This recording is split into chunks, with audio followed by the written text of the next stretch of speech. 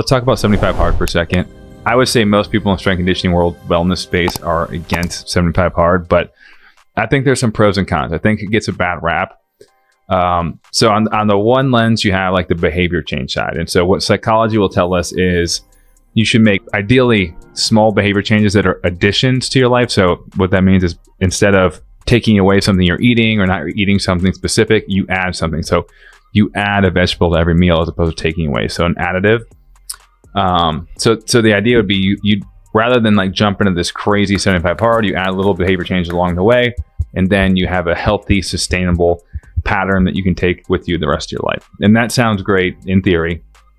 So that's the one train of thought. And the other train of thought is a 75 hard train of thought. And that is basically, I'm going to take massive action, right? You're going to do all the things for a short amount of time. And the argument against that would be sustainability. But I think there's a time and place for everything. Me personally, I'm someone that's very on or off. And it almost feels like when I'm into something, I almost need to leverage and ride that wave. And I think there is moments for that. I think there's personalities that work really well with that. So my answer with 75 hard is it depends who you are and what the situation is. If you have a massive wave of motivation, I think you should take massive action, take advantage of that opportunity. It doesn't necessarily mean 75 hard is the best option, but it's a good one. It's clearly laid out. So let's walk through what it actually is. So 75 hard is basically you follow a diet. A lot of people, there's different versions of this, but you follow some strict diet, whether it be whole foods, paleo, you can do whatever it is.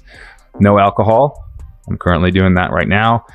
2 45-minute workouts per day. This is the one that I'll go back to this, but this is the one I would be hesitant on. Number 4 is drink a gallon of water a day. Not too hard. Number 5 is read 10 pages of a book a day. I can't read, so unfortunately I can't do that. Just kidding. But 10 pages, I think that's pretty digestible. And then 6 is take a progress photo. So I'll go back to a couple of these. So the first thing is 2 45-minute workouts a day. Something people would run into that would be an issue with this would be the sustainability portion. So if you're doing 2 45-minute cardio sessions a day, right? So let's say you're eating 2,000 calories for the rest of your life. We're going to keep that fixed the entire time. If you do 2 45-minute cardio sessions a day, your body definitely gets acclimated to that cardio, right? Your body gets used to that output. Like you will lose a little bit of weight, but what happens is metabolically, your body becomes more efficient, gets used to that output, and you'll eventually either gain a little bit of weight back or you'll just sustain that immediate amount you lost. So I think if you're going to do it, you need to be intentional where you're getting in probably 45 minutes of cardio for one of the sessions and then 45 minutes of strength in the other, or some variation of combination of those two. Because if you're just hammering cardio, which is when I see people do this, most people do cardio sessions, like that's going to be an issue. And so that's something to think about. The other piece is actually like this is take a progress photo. And this might seem shallow or aesthetically driven. And I don't think that's necessarily a bad thing, but I think people get caught up on numbers too much. Things like the scale, and this is cliche, the scale, but not just the scale, body fat percentage, because that's the next argument is, I don't care about the scale, I care about body fat percentage. And it's like, most of the time, what people care about is putting on lean muscle mass and reducing the amount of body fat they have, adipose tissue. And so when you take a progress photo, you're actually measuring what most people are looking to achieve, right? Like when you're trying to accomplish a goal, the most important piece of that, even in business, is the same thing.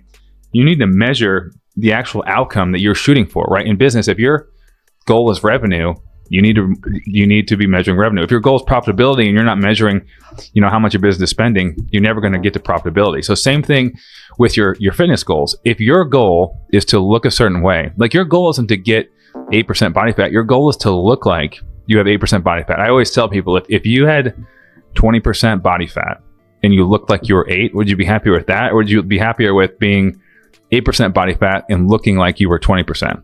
Everyone takes the 8%. So if you have an aesthetically driven goal, which is totally fine, right? I think that's okay to have. I don't think that's a negative in any way, but you should use a progress photo to actually measure your progress, because that's the thing that you're actually attacking and trying to achieve. And so I think it's important to set goals and metrics that are aligned with what you're actually trying to achieve. Don't use this data like weight, body fat percentage, if there's not a reason why you're measuring it. So that's my 2 cents on 75 hard. I think it can be useful for some people. I think it can set some people up for failure, but all in all, if you're getting out moving and doing good things in the world, I think it'll be just fine.